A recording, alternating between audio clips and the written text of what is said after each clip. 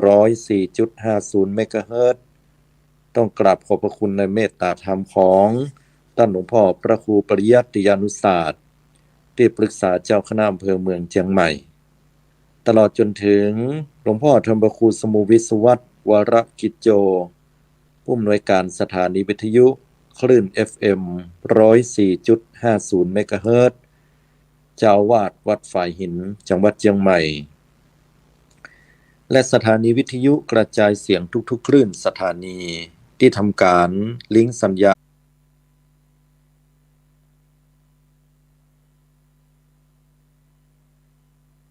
อากาศไปสู่โสตประสาทของสาธุชนทุกท่านอนุโมทนาครับทางผู้อำนวยการและเจ้าหน้าที่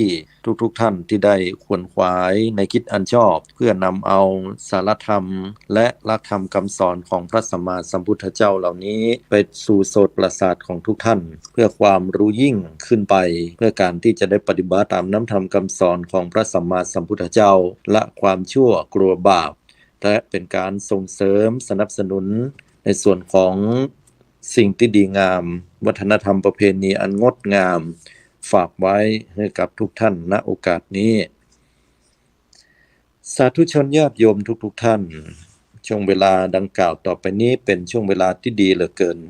ที่อาตมาภาพเนี่ยวันพุธวันเดียวที่ได้มาปะกับศรัทธาก็รู้สึกว่าตื่นเต้นแล้วก็มีความรู้สึกที่ว่าช่วงเวลาดังกล่าว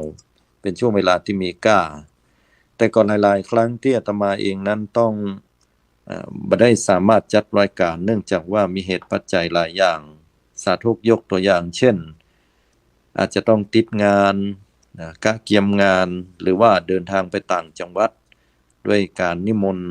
หรือไปกิจอื่นใดก็แล้วแต่เข้าใจว่าจากนี้ไปอันเป็นส่วนของช่วงเวลาที่ใกล้จะเข้าสู่การจำพรรษาของพระภิกษุสงฆ์องค์เจ้าก็คงจะมีโอกาสและเวลาได้มาปะกับศรัทธาญาติโยมได้บ่อยครั้งขึ้นนะก็ถือว่าเป็นโอกาสที่ดีท่านทั้งหลายวันนี้อาตมาภาพได้มีความตั้งใจจะหยิบยกในเรื่องที่กำลังปรากฏจดเจือนะซึ่งเป็นสิ่งที่น่าสนใจสำหรับสาธุชนพุทธบริษัทหมู่เฮาทุกท่านที่เฮาท่านทั้งหลายอาจจะมีความสงสัยเคลือบแคลงว่าบ่เข้าใจเหมือนกันว่าจะได้ทำของพระสัมมาสัมพุทธเจ้านั้นน่ะเปิ้นมีความหมายว่าอย่างไรนะตลอดจนถึงว่าบางครั้งได้ยินข่าวว่าพระอนาคามีหรือว่าพระอรหันต์เนี่ยจะกลับมาเกิดก็ได้เปิ้นสิ้นกิเลสแล้วเปิ้นปิกมาเกิดแล้วมันคืออย่างใดนะอันนี้วันนี้เป็นสิ่งที่น่าสนใจซึ่งอาตมาภาพก็จะขอมาอู้ในเรื่องของคำว่ากิเลส10ประการเป็นเรื่องที่น่าฟังนะญาติโยมลองฟังนะกิเลสคือเครื่องมักดองในขันธสันดานจิตใจของคนเฮามันเป็นสิ่งที่ถ้าเปรียบไปเหมือนร่างกายของเฮาก็คือเหมือนเชื้อโรคที่เข้าไปอยู่ในร่างกายเปรียบไปเหมือนฝีหัวหนองถ้าบ่เอาออกแล้วเนี่ยมันจะมีความปวดความเจ็บยกตัวอย่างว่าเฮาเป็นฝีหรือว่าเป็นหนองเกิดขึ้นที่ฟันของเฮาเหงือกของเฮาเนี่ยเฮาจะมีความรู้สึกเจ็บปวดอย่างยิ่งบางครั้งถ้าเวลาเฮาไปหาหมอบอกว่าเกิดจากสาเหตุนั่นก็คือหินปูนก็ดีหรืออย่างก็ดีแล้วก็เมื่อมันเกิดการติดเชื้อขึ้นมาร่างกายมันจะสร้างแอนติบอดีก็คือตัวที่เป็นภูมิต้านทานเพื่อไปต้านทานเชื้อโรคเพิ่นเรียกว่าแอนติเจนตัวเนี้ยเมื่อฮบรากันแล้วตายไปถึง2ฝ่ายบ่ว่าจะเป็นเชื้อโรคก็ดีภูมิต้านทานของเฮาก็ดีมันจะกลับกลายสิ่งเหล่านั้นมาเป็นขยะที่เพิ่นเรียกว่าหนองนะและหนองเนี่ยมันเกิดขึ้นแล้วมันบ่ใช่เกิดธรรมดานะมันจะเป็นสาเหตุทำให้เลือดบ่ไหลเวียนขาดออกซิเจนก็เป็นเหตุทำให้เกิดการอักเสบเมื่อเกิดการอักเสบขึ้นก็จะเกิดความเจ็บความปวดขึ้นเป็นสัญลักษณ์บ่งบอกว่าต้องเอาสิ่งเหล่านี้ออกไปมันก็คือขยะในร่างกายข้อเนี้ยฉันใดอุปมาก็เหมือนกับกิเลสอาสวะที่มันเกิดขึ้นนะในจิตในใจคนเฮามันเกิดขึ้นด้วยความที่เฮามีเชื้อรากเหง้านั้น3ประการได้แก่ความโลภ ความโกรธและความหลงความโลภคือสภาวะที่คนเฮามีความอยากได้อยากได้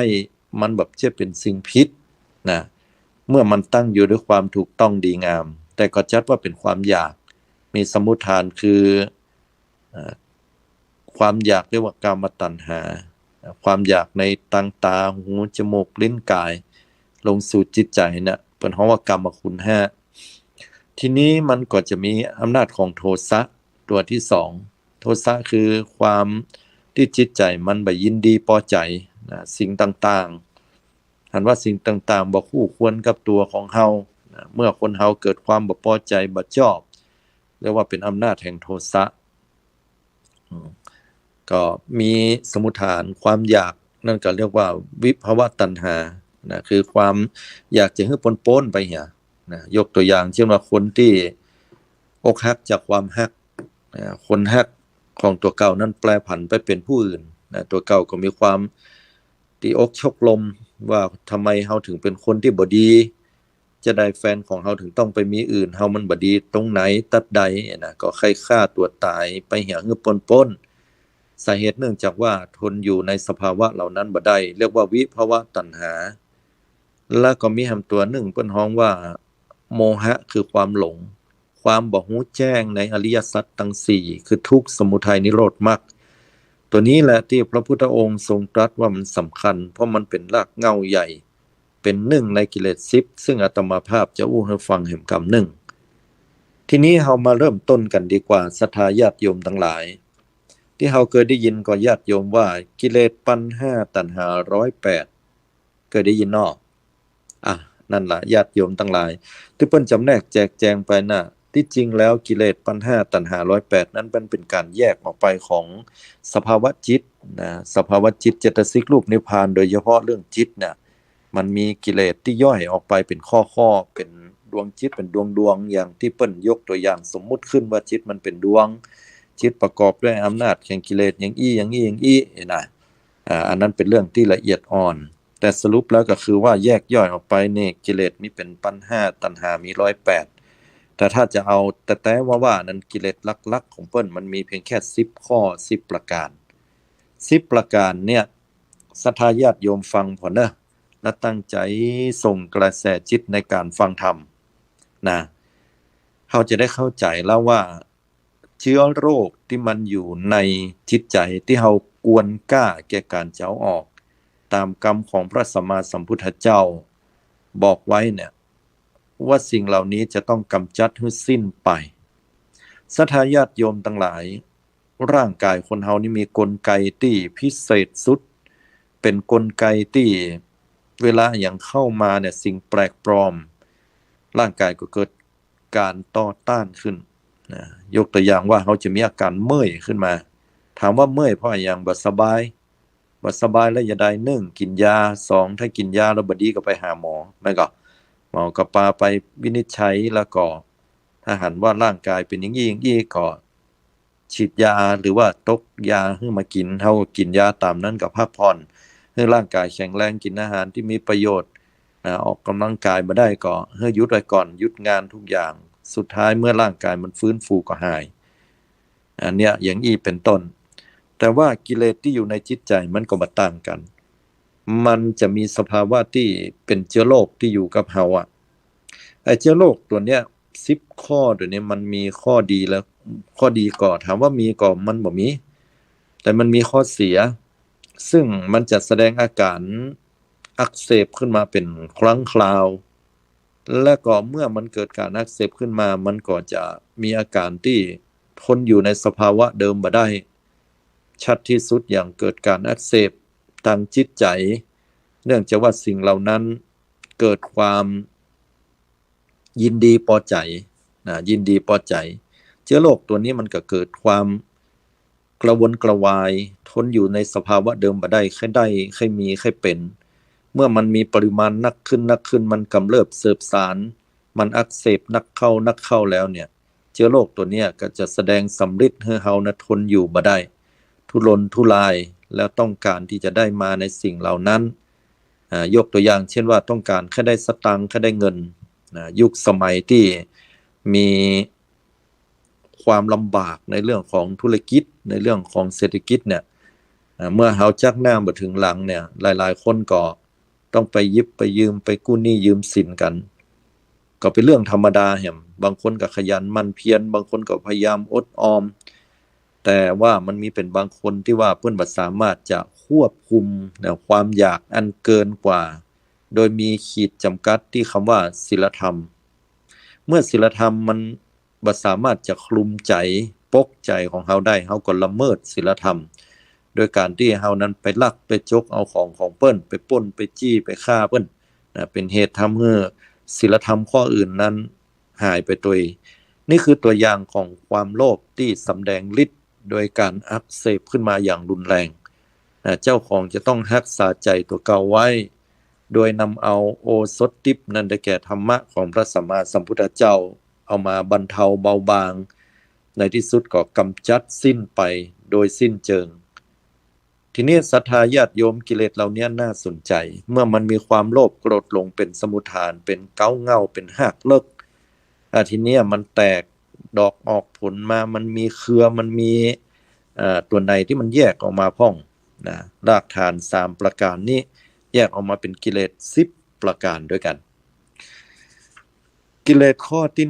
1ได้แก่กิเลสหรือว่าเชื้อโรคที่มันทำให้ร่างกายเฮาอักเสบนั่นก็ได้แก่คำว่าสักกายทิฏฐิปโทษทุเจ้าอย่างนะชื่ออย่างว่าไม่แล้วสักกายทิฏฐิและจะได้ชื่อมันยังอ่านเพิ่นมีเชื้อโรคตัวอื่นโควิด-19 ว่ะเชื้อโรคอย่างเลปโตสไปโรซิสอะไรนี่มันอยู่มาชื่อแปลกๆก็แน่นอนนะกะเพราะว่าบุคคลผู้ที่ได้บัญญัติกรรมนี้ขึ้นมานั่นก็ได้แก่พระสัมมาสัมพุทธเจ้าเฮาแล้วเปิ้นเป็นคนอินเดียเนาะนั้นเปิ้นก็เลยบอกว่าเป็นกรรมเนี้ยแล้วมันแปลว่าอย่างไรสักกายทิฏฐิแปลว่าความเห็นเป็นเหตุถือตัวถือตนนะความคิดเห็นฟังให้ดีนะความคิดเห็นคือกำกึดของเฮาเนี้ยเข้าใจผิดกึดถือว่าเป็นตัวเป็นตนละกึดอย่างเป็นตัวเป็นตนกิเลสตัวเนี้ยก็มีความคิดกึดว่าขันธ์5เป็นตัวเป็นตนนี่นะขันธ์5เป็นของเฮาเนี่ยโอ้ทุเจ้าขันธ์5เนี่ยมันเป็นอย่างไรบางคนบอกฮู้เรื่องเคยได้ยินอยู่ขันธ์มันเหมือนกับขันตักน้ำนี่ก็นะบ้านเฮาฮ้องก๊อกอยู่โลกคนไทยเพิ่นฮ้องว่าขันบ่ใช่เด้อขันตัวนี้มันขอไข่แม่หันอากาศนอนหนูทอทงกะรันมันแปลว่ากองเป็นกองเป็นปุ้นๆอย่าอันเนี้ยขันธ์5ก็คือมันเป็นปุ้น5ปุ้น5กองด้วยกันนะอันนี้เพิ่นฮ้องว่า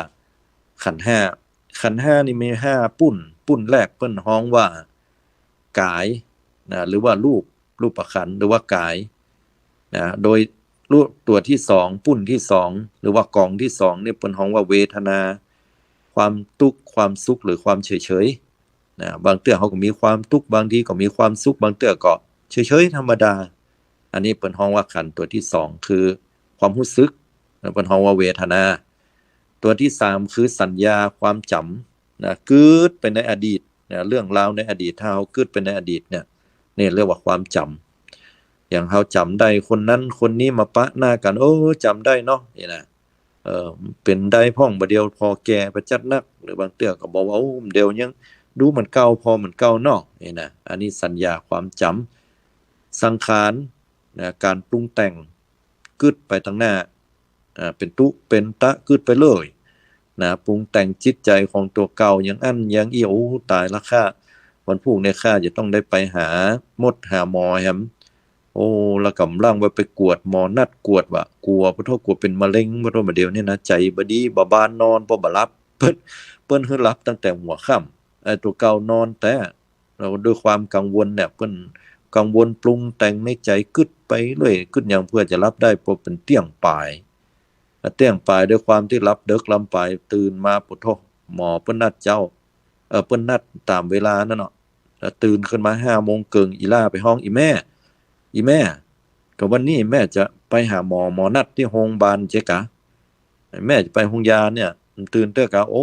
อีนายเฮ้ยอีน้องอีแม่รับลึกเฮ้ยรับ ดึกล้ำไปนะพี่แม่ยังไปรับดึกล้ำเหลือมันนอนบ่รับอีน่ะ ที่แต่แล้วก็คือกังวลใจไอ้ความกังวลใจเนี่ยเปิ้นฮ้องว่าสังขารขันธ์ขันธ์ตัวที่สี่หรือว่าปุ้นที่สี่เนี่ยนะสุดท้ายวิญญาณขันธ์วิญญาณขันธ์ตัวนี้บัจจิผีเนอะวิญญาณเนี่ยนะปุ้นที่ห้าเนี่ยนะแปลว่าความรู้สึกโยมได้ยินอาตมาก่อนตอนที่เทศน์มาเดี๋ยวเนี้ยบรรยายมาเดี๋ยวเนี้ยถ้าได้ยินแสดงว่าวิญญาณคือความรู้สึกนี่เกิดที่หูละได้ยินที่หูลงสู่ใจอ่าอันเนี้ยโยมลองเอามือมากำที่ใบหูเหรอเอามือขวามือซ้ายก็ได้ข้างใดข้างหนึ่งเอามายุบที่ตีนหูเขาเนี่ยรู้สึกที่นี่ก่อนอันเนี้ยเป็นของว่าจิตเกิดที่เนี่ยหรือว่าวิญญาณเกิดที่เนี่ยตัววิญญาณขันธ์เนี่ยจะฮ้องว่าจิตก็ได้ใจก็ได้มโนก็ได้มนะก็ได้วิญญาณก็ได้ความรู้สึกก็ได้อันเนี้ยตัวเนี้ยที่มาสัมผัสเนี่ยเป็นฮ้องวิญญาณขันธ์สรุปได้ก็คือว่าเมื่อคนเฮาคิดว่ารูปก็คือร่างกายเวทนาคือการรู้สึกสุขทุกข์และเฉยๆธรรมดาบ่สุขบ่ทุกข์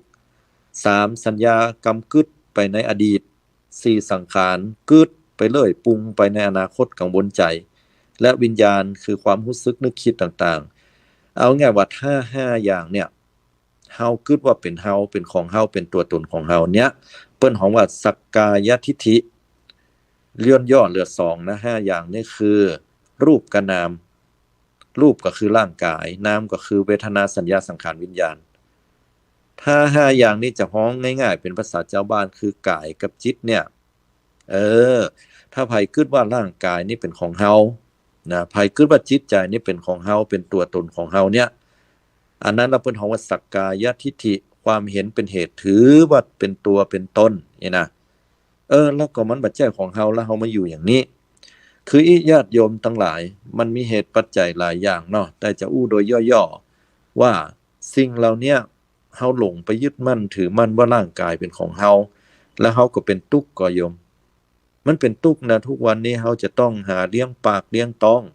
แสดงว่าเฮาเอามาสนองตอบต่อร่างกายเนาะถ้าเฮาบ่กินมันก็ฮ้องอยู่นี่ตลอดตื่นเช้ามาก็ต้องล้างหน้าแปรงฟันเนี่ยล้างหน้าแปรงฟันยังบ่พอเฮาเอาตื่นเช้ามาก็ต้องหุงหาอาหารยัดใส่ให้มันกินไปเรียบร้อยยังใจบ่ดีแล้วก็เดี๋ยวใครเข้าห้องน้ำเห็นบ่ใครเหี่ยวว่ะใครถ่ายหนักว่ะ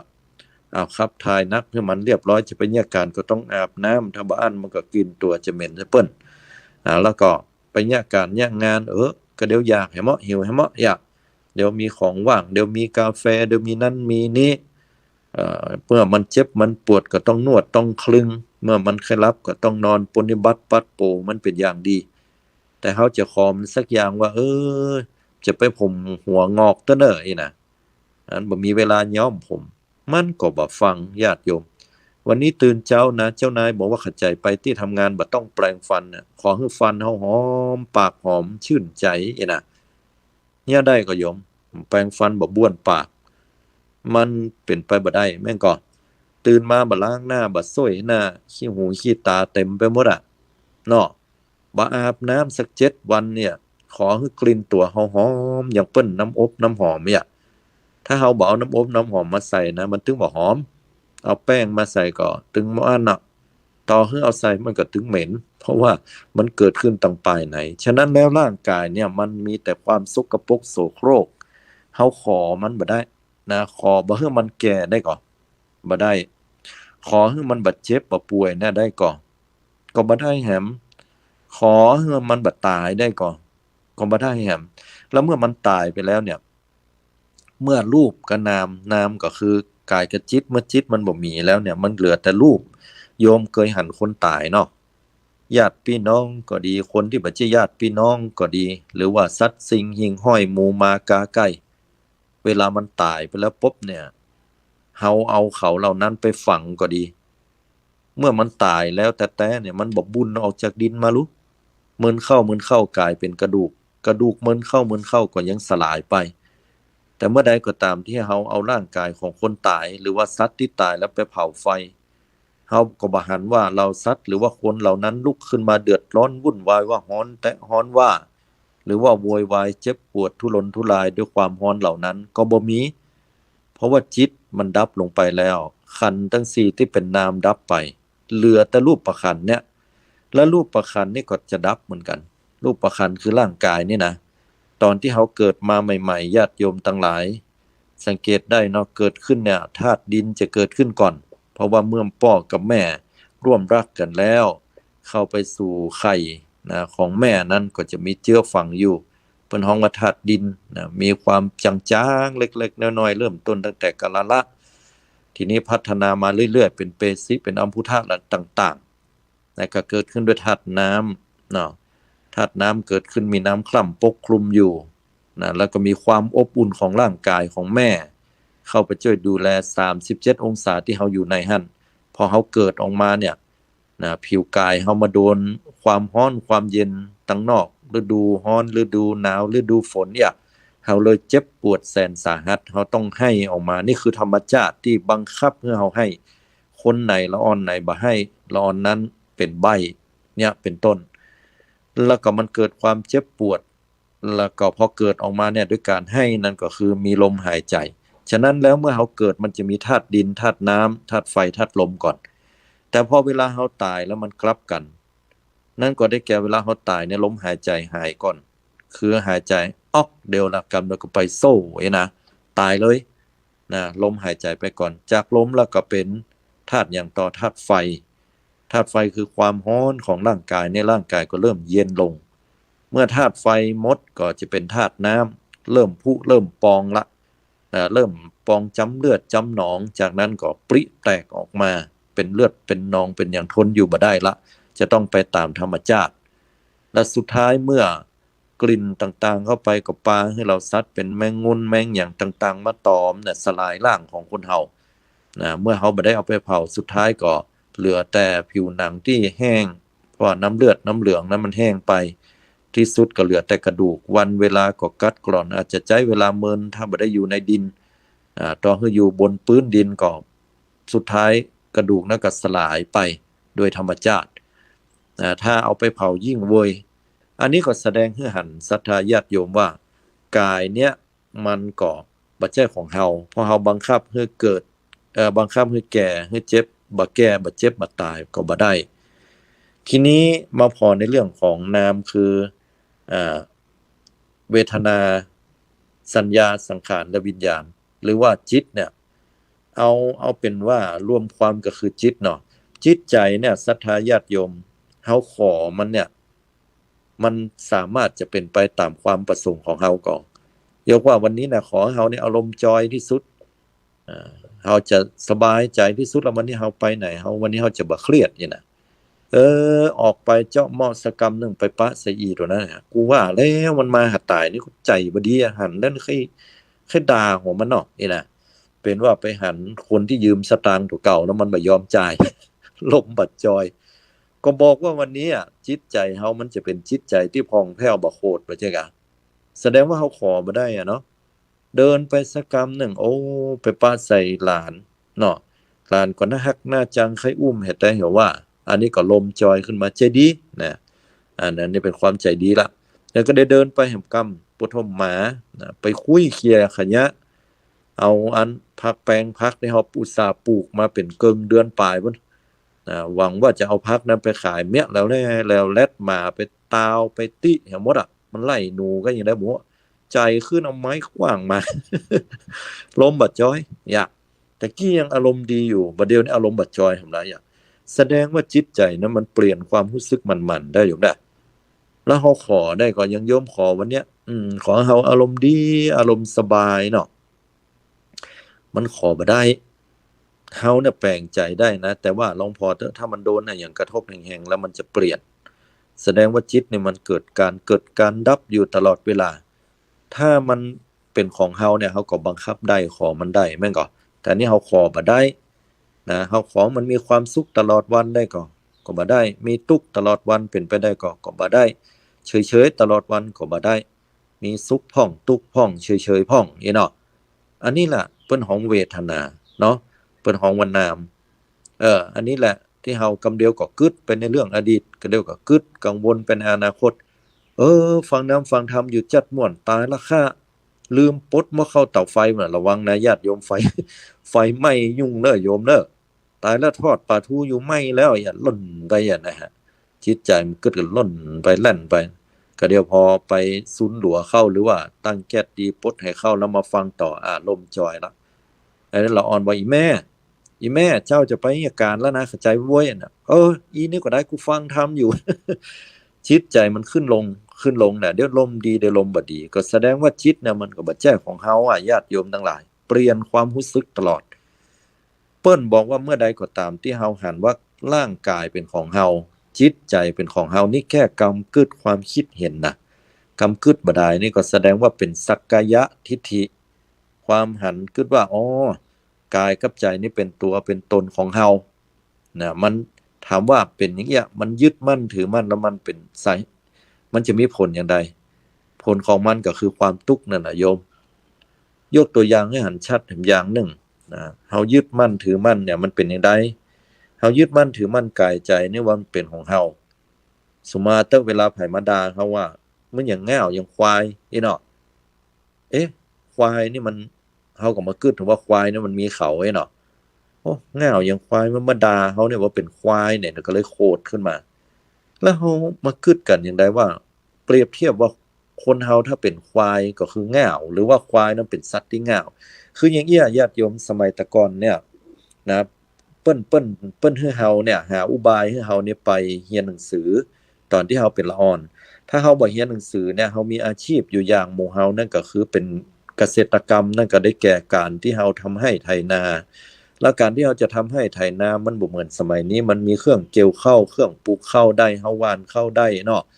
มีเครื่องมือนักในการเกษตรแต่สมัยตะก่อนมันมีบ่กี่อย่างที่เฮาประดิษฐ์ประดอยมีแอกมีเผือและสัตว์ที่เฮาจะนำเอาไปไถไปหว่านนั่นก็ได้แก่ควายเพราะฉะนั้นเวลาเฮาเอาควายไปไถนาเนี่ยมันก็จะถูกบังคับให้ไปทางซ้ายพ่องไปทางขวาพ่องอย่างเงี้ยแล้วก็ใจแรงงาน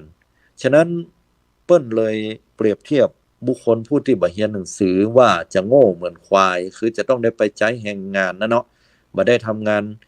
อย่างอื่นเป็นเจ้าคนนายคนนั่งอยู่บนโต๊ะนั่งอยู่ในห้องแอร์เนี่ยสมัยก่อนมีค่านิยมว่าจะต้องให้ลูกให้หลานตัวเก่านั้นได้ทำงานที่สูงที่ดีเปิ้นฮ้องว่า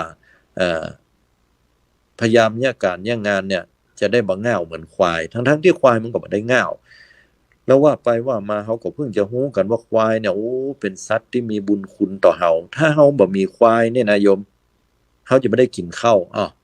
แต่นะสมัยก่อนเนี่ยโยมเอ๋ยควายเนี่ยเปิ้นถึงเวลามีการมีงานแล้วนะเนี่ย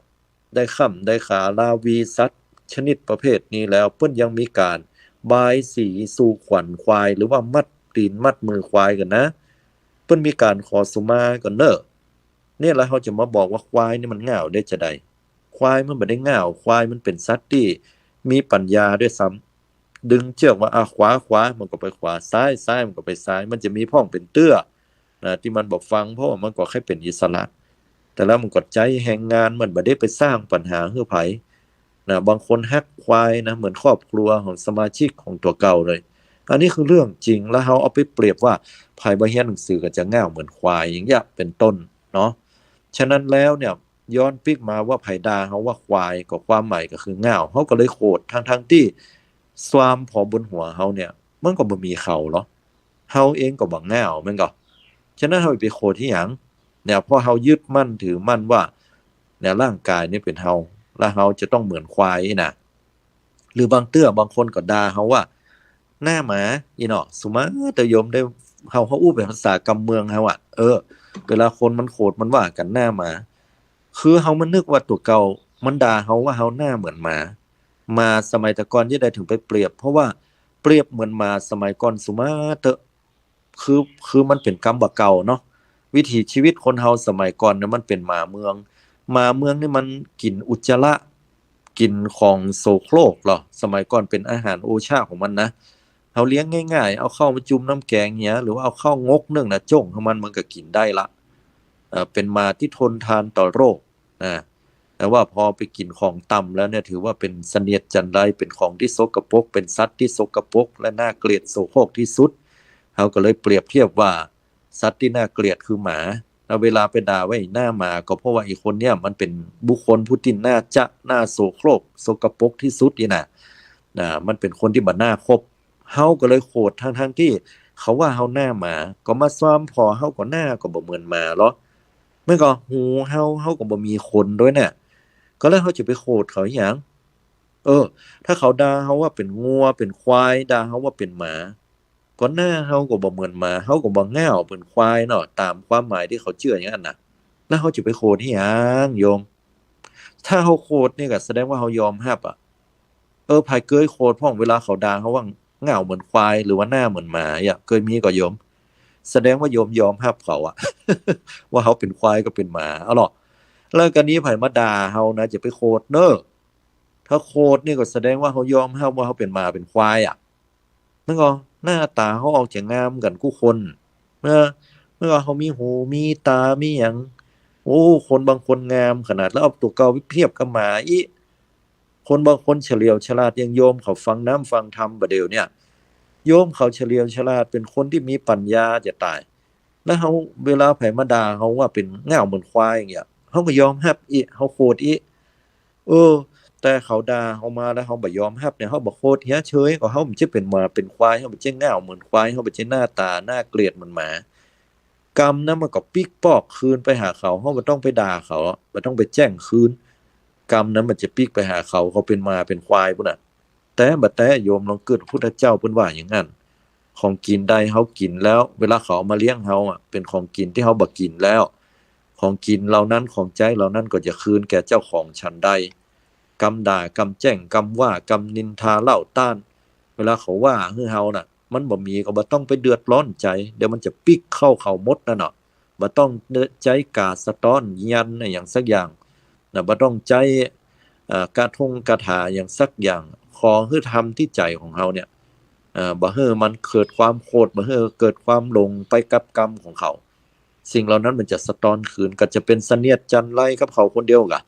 ว่าเขาเป็นคนทำหรอเฮาบ่รับหรอมันก็เนี่ยเฮาหลงยึดในสักกายทิฏฐิความคิดความหันว่าร่างกายเนี่ยมันเป็นกับจิตใจนะมันเป็นตัวเป็นตนของเฮาเลยมีความโกรธความเกลียดนั่นก็เฮายึดมั่นถือมั่นสิ่งเหล่านี้เปิ้นเฮาว่ายึดมั่นถือมั่นในขันธ์ห้าอันนี้ยังบ่ได้ตัดกิเลสอย่างอื่นเพียงแค่ว่ามีความคิดเห็นว่าร่างกายก็บ่ใช่ของเฮาบังคับบัญชาบ่ได้จิตใจก็บ่ใช่ของเฮาบังคับบัญชาบ่ได้ความสุขจะสุขตลอดวันก็บ่ได้ทุกข์จะทุกข์ตลอดวันตลอดคืนก็บ่ใช่เฉยๆธรรมดาบ่สุขบ่ทุกข์ตลอดวันตลอดคืนก็บ่ใช่อย่ากึดไปในอดีตตลอดวันตลอดคืนก็บ่ใช่บางเทื่อเฮาเผลอไปกึดน้ำตาไหลกึดใจฮอดสมัยก่อนแต่พอรู้ตัวแล้วจังมันเถอะมันผ่านมาละอีน่ะชีวิตคนเฮาต้องสู้ต่อไปนั่นก็แสดงว่าเฮามาอยู่กับปัจจุบันละกึดไปในอนาคตโอ้อย่างอันอย่างอี้กลัวหมอน่ะกวดปะโรคพอไปปะหมอแต่หมอวินิจฉัยมาแล้วอ๋อบ่เป็นมะเร็งแล้วบ่มีหยังสบายใจได้อีแม่หมอพอแล้วนี่บ่มีติ่งเนื้อติ่งหยังตับก็ดีปอดก็ดีใจก็ดีโล่งโซสบายใจโอ้กูบ่เป็นโรคละอย่าก่อนมากูเป็นตุกอย่างม้อน่ะ6มันก็เนี่ยก็บัดเที่ยงมาอยู่กับปัจจุบันแล้วหั่นเหรอเออจิตใจมันความรู้สึกน่ะมันเสวยความสุขความทุกข์อยู่หั่นบัดเดี๋ยวนี้มันโล่งโซ่ไปมันสบายใจละก็แสดงว่ามันเปลี่ยนจากทุกข์เป็นสุขก็บ่เที่ยงแต่แน่นอนสรุปความคือรูปเวทนาสัญญาสังขารวิญญาณหรือกายกับจิตเนี่ยรูปกับนามเนี่ยบ่ใช่เฮาบ่ใช่ของเฮาบ่ใช่ตัวตนของเฮา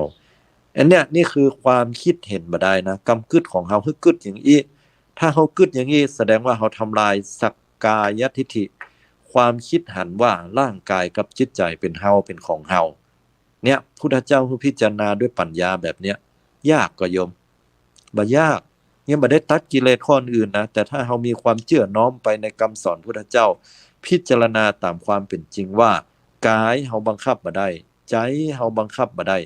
ยิ่งเป็นใจคนอื่นลูกเต้ายิ่งแล้วพ่อแม่บางคนเคยให้ลูกเป็นดังใจถ้าลูกมันบ่เอาตายก็หากเลือดเล่าเนี่ยนะสุมาแต่น่ะบ่ออกไม่ออกอาตมาใจภาษาเข้าใจง่าย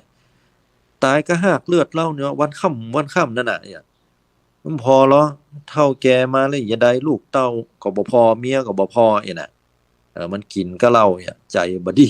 ไอ้ลูกคนนี้มันบ่ฟังกรรมเนาะเออบางคนก็โอ้อย่างนั้นบางคนก็อย่างอี้มีผัวตัวเก่าก็ด่าผัวมีเมียก็ด่าเมียอย่างเงี้ยเพราะว่าเขาต้องการให้สิ่งเหล่านั้นน่ะที่เขาบังคับได้บ่ต้องไปบังคับคนอื่นนะฮะขนาดตัวเขายังบังคับใจเขายังบ่ได้เลยเนาะฉะนั้นแล้วที่กำลังอู้เนี่ยก็คือว่าเมื่อเขาหันว่าเขาบังคับบ่ได้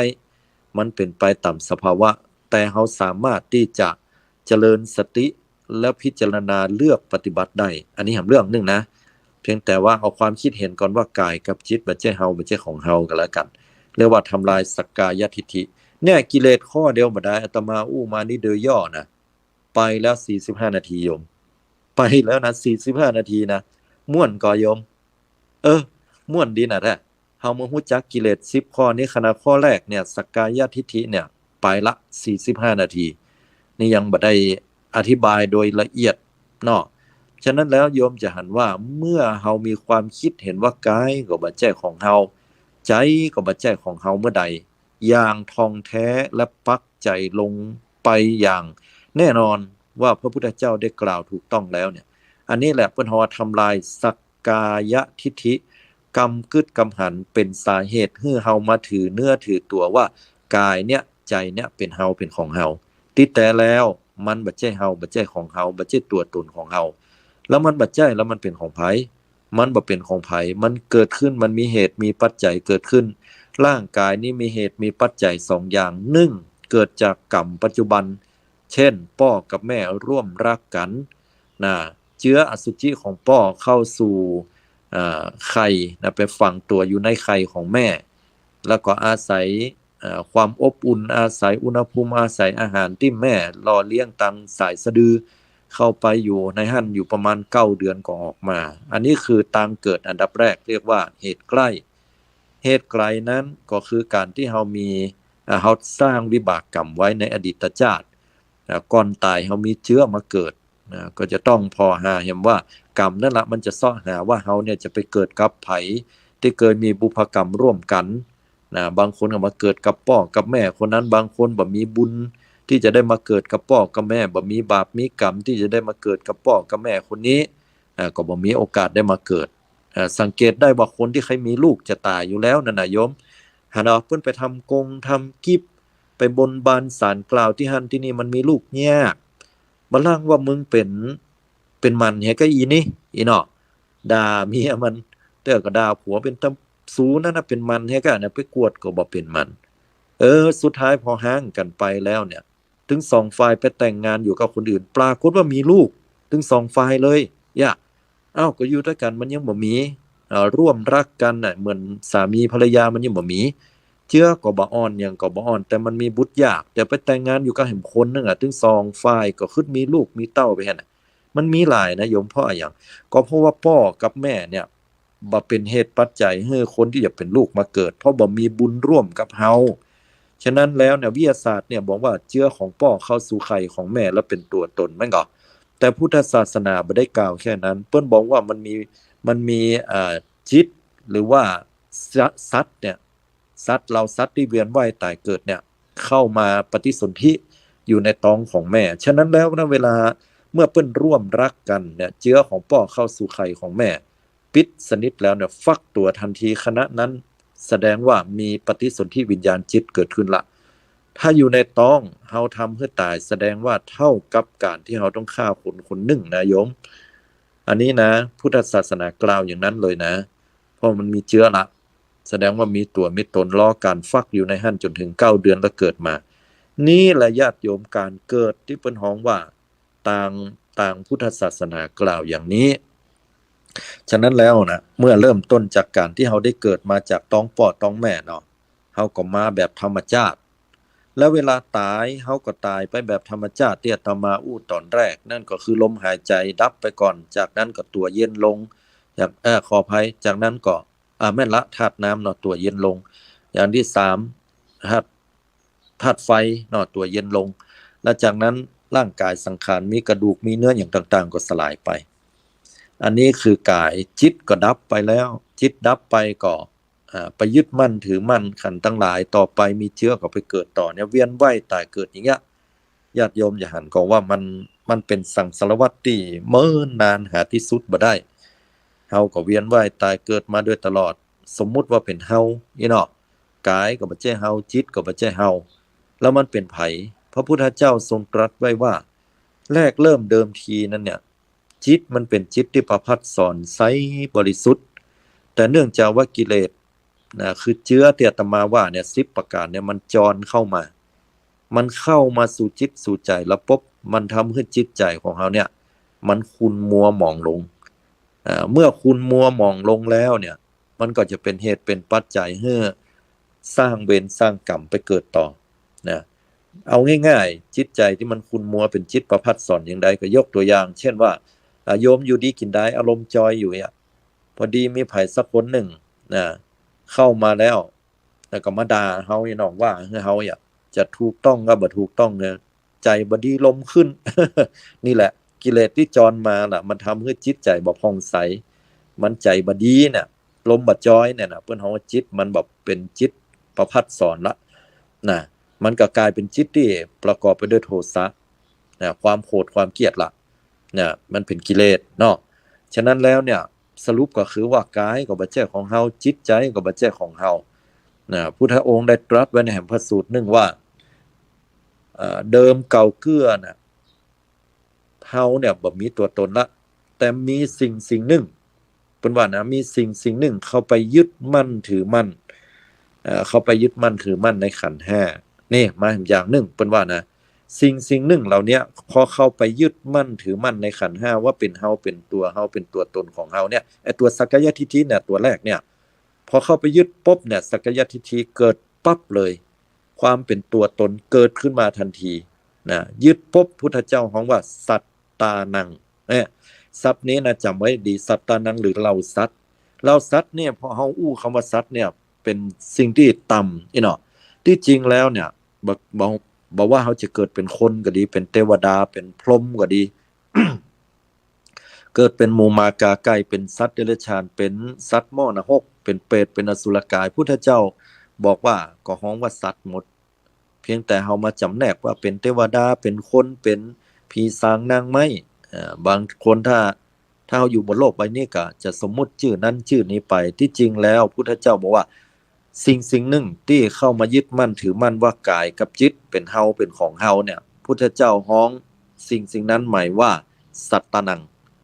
แปลว่าเราสัตว์ผู้มี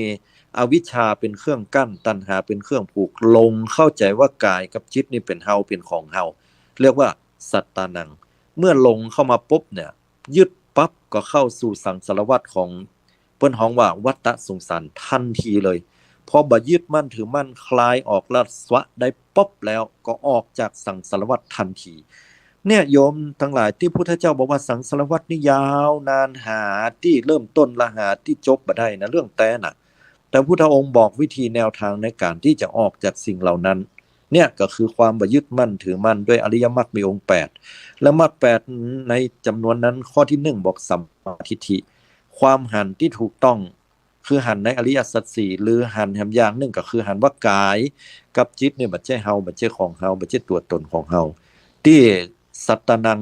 สิ่งหนึ่งเนี่ยเข้ามาหลงยึดมั่นถือมั่นโดยมีอวิชชาคือความบ่รู้แจ้ง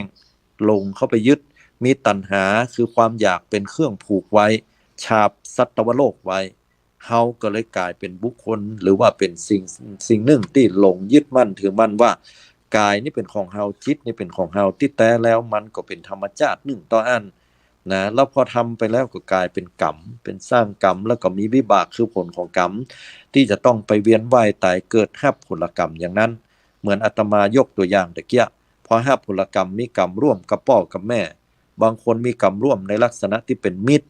เกิดมาแล้วก็เป็นอภิชาติบุตรดูแลพ่อกอยพ่อแม่ดีโอ้อย่ามาดีใจอีล่าเป็นคนดีได้ผัวว่าเป็นฝรั่งว่าได้ผัวเป็นเจ้านายว่าภาคภูมิใจร่ำรวยขึ้นมาเป็นหน้าเป็นตาในสังคมนี่หรือว่าอีล่ามันบ่รวยผัวมันเป็นคนขยันเป็นคนดีบ่กินเหล้าเมายาอะหยังนะโชคดีภูมิใจมีหลานน้อยขึ้นมาสัมพญาปัญญาดีเหียแต่ก่อนทุกข์ยากขนาดลำบากบัดเดี๋ยวลูกจบออกมาได้เป็นนายแพทย์เกินเป็นสัตวแพทย์เป็นจบมาทั้งเทคนิคการแพทย์จบมาเป็นเภสัชจบมาเป็นวิศวะเกิน ได้ทำการทำงานดีร่ำรวยสบายละแต่ก่อนคิดจะยากใจเฮาว่าเฮาทุกข์ยากจนเพียงใดบ่เดียวไผเนี่ยก็ดูถูกเฮาบ่ได้เนี่ยอันนี้แสดงว่ามีกรรมมาในฝ่ายดีร่วมกันมาเกื้อกูลต่อกันบางคนก็มีกรรมฝ่ายบ่ดีลูกเกิดขึ้นมาค้ำหัวพ่อแม่เป็นอวชาตบุตรมาในลักษณะของเจ้ากรรมนายเวรนะและเจ้ากรรมนายเวรประเภทเนี่ยมันตัดกันบ่ขาดมันกกกันบ่ปุดแม่นก็มันบ่ดีเสียงตีค้ำพ่อค้ำแม่ซ้อมพ่อซ้อมแม่ตบตีต่อยพ่อแม่ก็ฮักเพราะหยังเพราะมันเกิดแต่อกเฮาเจื้อของเฮาแม่นก็มันเกิดแต่มันเป็นลูกของเฮาอ่ะแต่มันก็มาค้ำแต่เนอคนทั้งหลายก็ว่าบานี้อีเนี่ยมันจะมาค้ำพ่อค้ำแม่มาในลักษณะวิบากกรรมที่บ่ดีด้วยกันอกุศลกรรมที่เคยทำมาในชาติแล้วก็กรรมเนี่ยเวียงมาให้ได้เกิดเป็นลูกเฮาด้วยนะเมื่อก่อนหรือว่าเฮาบ่มีลูกย่านก็จริงอ่ะแต่ว่าญาติพี่น้องหรือเพื่อนของเฮาหรือคนที่เฮารู้จักอ่ะสังเกตหน่อยโยมลูกหลานบางคนเนี่ยค้ำพ่อค้ำแม่แต่วันนี้กันบ่ปนเพราะว่าไอ้การที่มีสายเลือดมีความผูกพันตั้งพ่อตั้งแม่ตั้งญาติพี่น้องกันก็แล้วแต่จะมัดกลุ่มลุมลาไว้ให้เฮาเนี่ยบ่ขาดกันเนี่ยด้วยวิบากกรรมที่เฮาทำสร้างมาบ่ดีร่วมกันต่อมามันเลยเป็นเหตุปัจจัยให้หนีกันบ่ปนทำไมเฮาถึงบอกว่าผัวเมียกู้กันบางกู้เนี่ยถึงหนีออกกันบ่ได้ก็อย่ามาง่าวแตะง่าวว่าสุมาเจอใจกำเมืองเฮาเนาะมันเป็นสิหยาบอย่ามาง่าวแตะง่าวว่ามึงยังบ่ละมันเหียมันซ้อมมึงนั่นน่ะกินก็เหล้าวันค่ำวันค่ำฝ่ายมันยิ่งก็บอกบ่ได้ว่าจะใดตัวเขาต้องมาฮักผู้ชายคนนี้ผู้ชายบางคนก็มันยิงคนนี้มันขี้เล่นจะตายอ่ะเอาเงินไปค้ำหัวคิงก็ได้ไปเสาะหากินมายะว่าหากินหลังสู้ฟ้าหน้าสู้ดินก็เอาตังค์มาให้เมียนั่นเนาะก็ยังมาง่าวไปฮักมันอันนี่นะญาติพี่น้องก็ว่ายังบ่ฮักมันเหียก็ตอบบ่ได้แหมว่าจะได้เฮาถึงต้องฮักต้องทนอยู่กับคนเหล่านี้ได้นั่นเพราะวิบากกรรมที่มันเกาะเกี่ยวติดติวนิวเนื่องกันละโยมเฮาปะไผอ่ะปะลูกปะหลานปะพ่อปะแม่ปะพี่ปะน้องปะเปื้อนมิตรแก้วสหายคำที่บ่ดีก็ดีนั่นแสดงว่าเฮาสร้างวิบากกรรมร่วมกันมาที่ดีก็มีที่เฮาสร้างวิบากกรรมร่วมกันมาเฮาหนีบ่พ้นโยมนี่ถ้าเฮาเข้าใจอย่างอีถึงหมดถึงเหมือนกฎแห่งกรรมเนี่ยเพราะว่าจังได๋มันถึงเกิดขึ้นวิบากกรรมก็เพราะเฮาสร้างกรรมมาไงถ้าสร้างกรรมมาเนี่ยจะได้เฮาถึงสร้างก็เพราะเฮาไปยึดมั่นถือมั่นว่ากายเนี่ยเป็นของเฮายึดมั่นถือมั่นว่าเป็นจิตเนี่ยเป็นของเฮาเฮาถึงต้องเกิดมารับใช้วิบากกรรมเหล่าเนี้ยตึงดีตึงบ่ดีแต่เมื่อใดเฮาคลายจากความยึดมั่นถือมั่นหันว่ากายก็บ่ใช่ของเฮาจิตก็บ่ใช่ของเฮามันมาตามธรรมชาติเพราะเฮาไปหลงยึดมั่นถือมั่นเมื่อนั้นแหละวิบากกรรมเหล่านี้มันจะเริ่มเคลื่อนคลางก้อยๆหายไปนะบ่ได้หายไปไหนหรอกแต่ว่าเฮาสร้างกรรมใหม่ด้วยความรู้สึกที่ดีเนี่ยมันจะหนีกรรมเก่าไป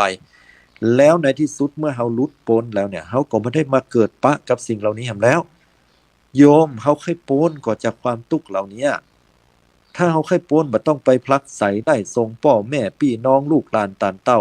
ปฏิบัติต่อเขาเป็นปกติแบบเนี้ยอันไหนบ่ดีก็เตือนอันไหนดีก็บอกเนี่ยแล้วเฮาก็ฮู้ว่าอ๋อมันเป็นวิบากกรรมเฮาแล้วก็บ่ต้องไปน้อยใจเฮาก็ตั้งใจตั้งมั่นอยู่ด้วยความที่ดีทางจิตใจของเฮาและสร้างกรรมใหม่คือวางจากสักกายทิฏฐิความหันว่ากายกับจิตเป็นเฮาเป็นของเฮาเป็นตัวตนของเฮาแล้วเฮาจะบ่ยึดมั่นถือมั่นในความทุกข์เหล่านั้นนักก้อยๆมายก้อยๆแขวนวันนี้1ชั่วโมงอู้ถึงเรื่องกิเลสข้อที่1มี10ข้อคือสักกายทิฏฐิที่หันว่ากายเป็นของเฮาใจเป็นของเฮาขันธ์5เป็นของเฮาเนี่ยจบไปชั่วโมงเด้อโยม นี่อู้โดยย่อนะเพราะนั้นสัปดาห์หน้าพุธหน้าเน้อจะไปลืมมาต่อเน้อมาพอกิเลสข้อที่2ส่วนกิเลสข้อที่2จะเป็นใดมาฟังต่อและจะใดเราต้องทำลายกิเลสอันเหมือนเชื้อโรคนี้และอาตมาจะมาให้คำตอบวันนี้หมดเวลาแห่แล้วต้องกราบขอบพระคุณในเมตตาธรรมหลวงพ่อพระครูสมุวิสุวัตรวรกิจโจผู้อำนวยการด้วยนะครับแล้วขออนุโมทนาครูบาอาจารย์ที่ฟังอยู่นอกผิดพลาดอันใดสุมาอภัยตลอดจนถึงศรัทธาญาติโยมสาธุชนทุกท่านก็ขอให้ทุกท่านทุกคนได้มีความสุขความเจริญสมมุ่งมาตรปรารถนาให้ทุกท่านทำลายสักกายทิฏฐิความหันเป็นเหตุถือตัวถือตนว่าขันธ์5เป็นตัวตนของเขาแล้วเข้าสู่ปัญญาญาณถึงฟังมรรคผลนิพพานโดยเร็วพลันทุกท่านทุกคนด้วยเทินเจริญปอน